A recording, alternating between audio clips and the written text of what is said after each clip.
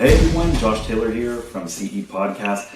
Thank you so much. I'm so happy to be back. It's been a little bit, so we had a big power outage, which kind of prevented anything from happening, along with the fact that I ended up getting pretty sick.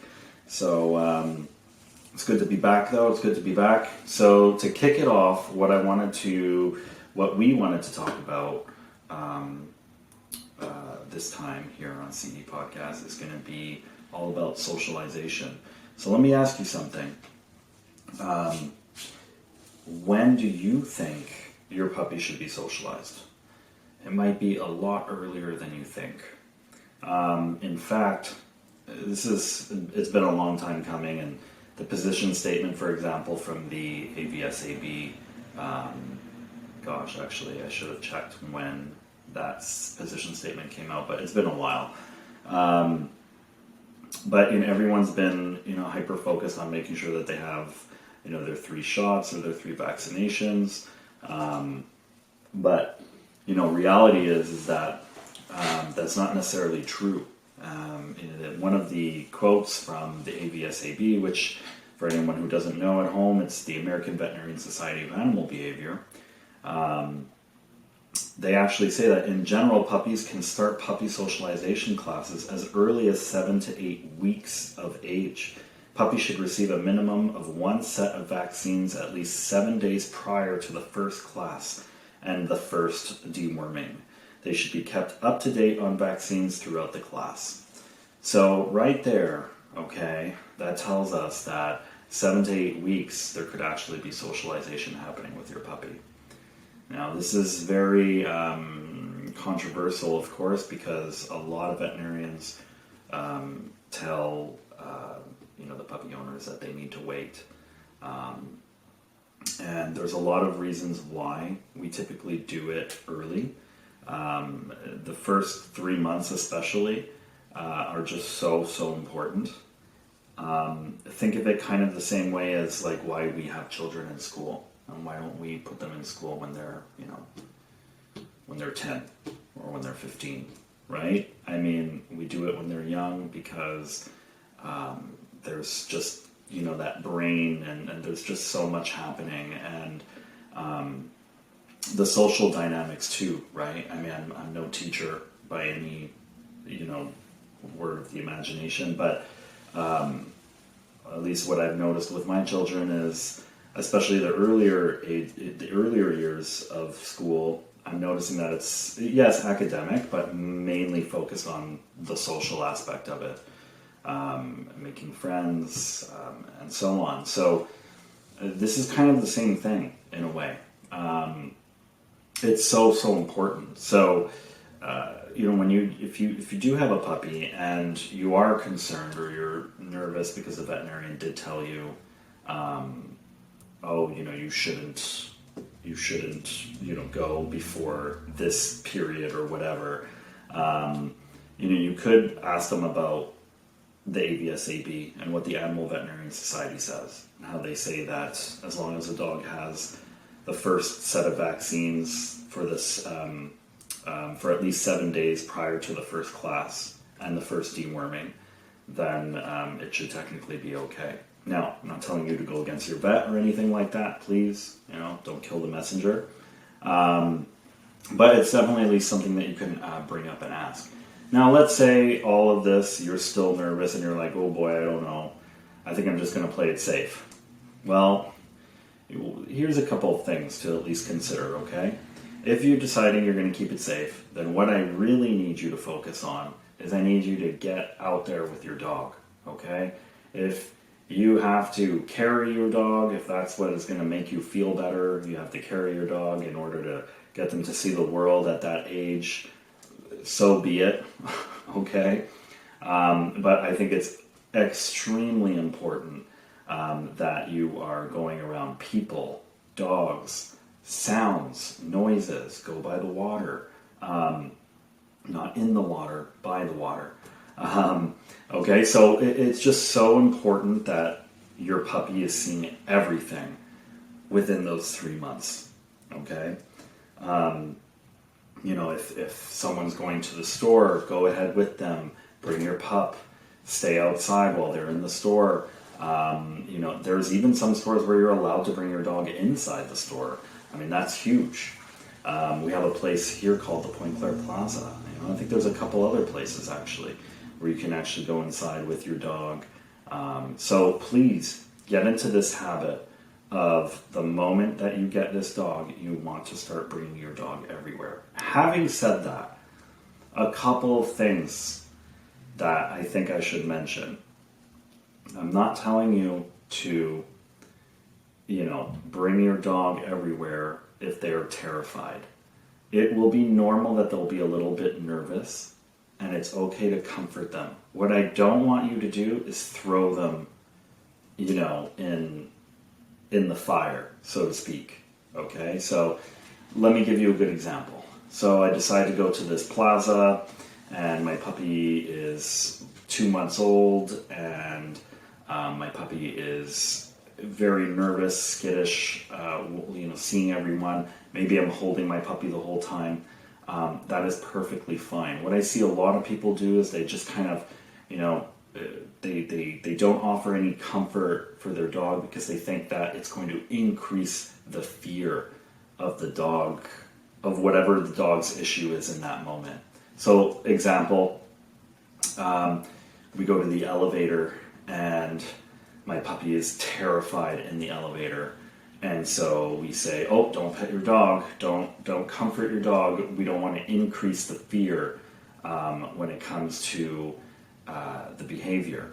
This cannot be, first off, this kind of hits home because this is something back in the day as I was becoming a dog trainer. I used to preach all the time. And we know for a fact, okay, that you can't increase fear by comforting your dog. All right? So I think that that's something to really, really remember, because you will say it to yourself often with your puppy, and it is something that you should know is not going to happen. All right? So having said that, if my dog is afraid of the elevator and I decide to hold my dog, or I decide to comfort my dog and pet my dog, let my dog know everything's okay, this is not going to somehow increase the fear. All right? Now, one other big thing, though, to go along with that, let's keep using the elevator as an example. I also wouldn't be just, throwing the dog in the elevator 500 times either. Okay, so, once, twice, especially depending on how fearful or afraid the dog is, the whole idea here is to not force the puppy into a situation. Okay, I understand that you might be holding the puppy, so it's a little different, but, I'm just trying to give you just an idea here that when it comes to that exposure, you want to do it in a nice, calm state where your puppy is feeling rather comfortable. I know the dog is going to feel a little uncomfortable regardless, and that's normal. It's just, there's a fine line. So if your gut is telling you this is a little too much and your dog is kind of showing you that it's a little too much, probably better to just take a little break and maybe come back to it another day. One other big thing that I will just kind of mention with the puppy socialization, the exposure, so on, is letting your puppies play with other dogs. So this is so important. This is how they learn, right? So when you have other puppies together, especially, you're going to see different personalities. Some might be a little bit more vocal than others. I get a lot of concerns, a lot of people asking me, is this normal? Is this fine? Most scenarios are fine. Things that get a little wonky for me is if I'm seeing, once again, you've probably heard it in the past with, talking about any kind of signs of, reactivity or timidness. So what I'm looking for is when they are playing, if there's stiffness, a little bit of growling here and there is super normal. Okay, they're just vocalizing, so don't jump on that. But what I'm looking at is I'm looking at like avoidance. When I see avoidance, okay, which by the way, there's always a bit of avoidance from puppies, all right, in certain scenarios. That's totally fine. You just want to make sure that we are actively going into those pockets of fear and just dissecting a little bit at a time. So my puppy is afraid of other dogs. I'm in the group class, and I'm in the corner with my pup, and my pup does not want to explore. I'm going to take a few feet out. I'm going to walk away from my pup, not in a way where all the dogs are going to just jump on the pup, but I'll tell the person, okay, just come walk a few feet. And so the person will walk a few feet, the puppy will usually follow. If the puppy doesn't follow after a couple of feet, I usually get the owner to go back to the puppy. Because again, this is supposed to be a fun, exciting time, and we're not here to, make the dog more fearful, right? Use rewards, use treats, especially at this age when they're young. Their mealtime is by far the best type of food that you could be using. So I'll just use, whatever they're eating, their kibble. If you're on raw, then use the raw meat, the food, whatever. Preferably not in the group class, obviously, but, use whatever you're using as meal times, basically, is what I'm trying to get at. You don't have to use extras at the moment. They will gladly eat the kibble or food that you're using for meal times. Another big thing with the puppy socialization, the exposure, is I get a lot of people that tell me, or I meet the dogs later on in the future, and they're very timid, they're very fearful. And typically people will, I've noticed a common trait where people will tell me like, oh, when he was a puppy or when she was a puppy, people would tell me like, oh my gosh, like your puppy's so calm, your puppy's so quiet. I want you to look out for that, okay? I'm not saying that it's not normal for your puppy to be quiet. This is great. What I am looking at though is how quiet. There should be some curiosity, like any child, any toddler. So, if you're noticing that your puppy is just kind of staying in that position, not wanting to explore, I think it's very, very healthy and important that you help push him a little bit, okay? Now, I said the word push, okay? I'm not saying literally. I just really mean that, like, a little bit of healthy pushing, okay? So a good example is like my son didn't want to go to school on the first day, and he really wanted to make sure that one of us was there to kind of accompany him at the beginning because he was so terrified. And it was happening no matter what. Like, buddy, like you have to do this. This is what's happening.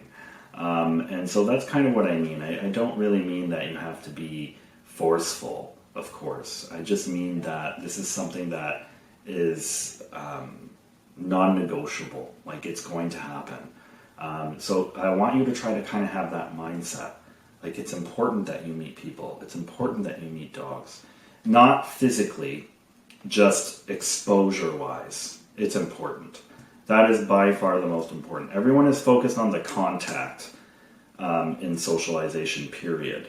And yes, don't get me wrong, there's room for contact. I'm not saying that it's not important, but it's not as important, in my opinion, as just the sheer exposure of seeing and hearing and just kind of going through those motions. Okay, I think it's very, very, very important. I'm sorry I'm not necessarily feeling 100%, so I'm sorry if my voice is sounding a little off. But I just wanted to at least kind of get into a little bit of that puppy socialization statement from the AVSAB, just stating that you can, in fact, socialize your dog at a younger age. Wonder if you have any questions or comments about that. Okay, so look it up, AVSAB. Just type in position statement on puppy socialization and it'll pop up. And tell me what you think. All right? Thank you so much. Have a wonderful, wonderful week. I am so happy to be back. I'm starting to feel a little bit better. So I will see you next week with another episode. If you have any questions, please shoot me a message, cepodcast@k9education.ca. And I'm telling you, quick little update, that room is almost finally ready. I'm almost ready to have guests. So excited. Thank you, thank you, thank you. I love you all, fam. Take care. Bye.